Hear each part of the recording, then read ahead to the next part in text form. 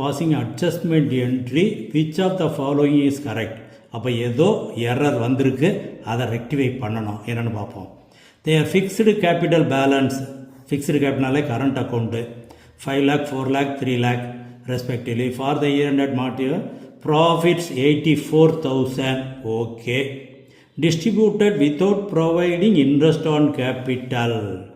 Interest on கேபிட்டலை omit பண்ணிவிட்டு இதை டிஸ்ட்ரிபியூட் பண்ணிட்டாங்க.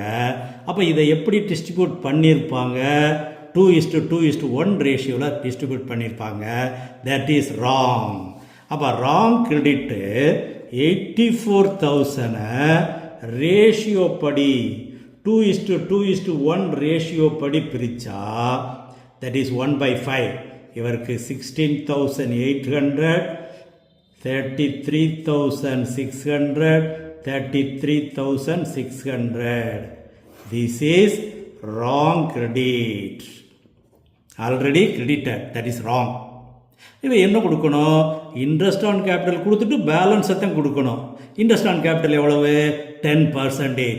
அப்போ இன்ட்ரெஸ்ட் ஆன் கேபிட்டல் 5 lakhக்கு 50,000, 4 lakhக்கு 40,000, 3 lakhக்கு 30,000.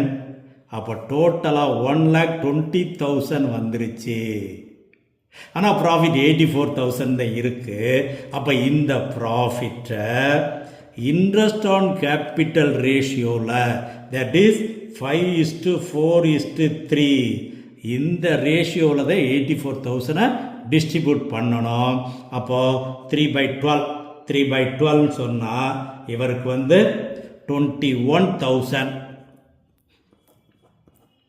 இவருக்கு 4/12, that is 28,000. இவருக்கு 35,000.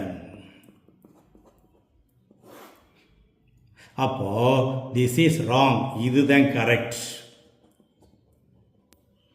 அப்போ இதை ரெண்டுக்குள்ள டிஃபரன்ஸை பார்த்தோம்னா ஏற்கனவே கொடுத்தது. இப்போ இதில் என்ன ஆன்சர் வேணும் நமக்கு? டீக்கா அக்கௌண்ட் மட்டும்தான் கேட்குறாங்க. அப்போ அவரை மட்டும் பாரு.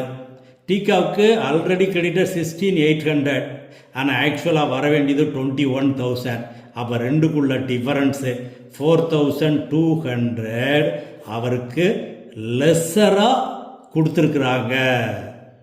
அப்போ அவர் அக்கௌண்ட்டை கிரெடிட் எழுதுனா okay.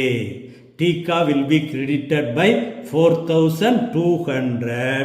This is the correct answer.